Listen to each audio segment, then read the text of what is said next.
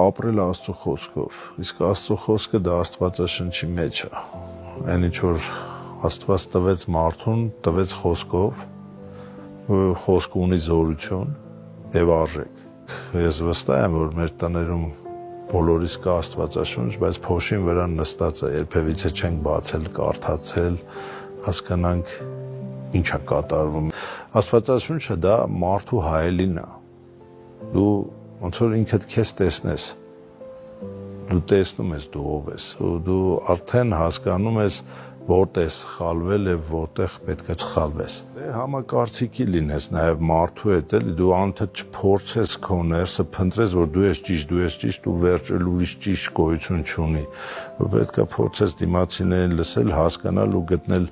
ոսկե միջինը ու այդ դեպքում իմ կարծիքով նոր կգա այդ համախմբումը, նոր կգա այդ միասնականությունը։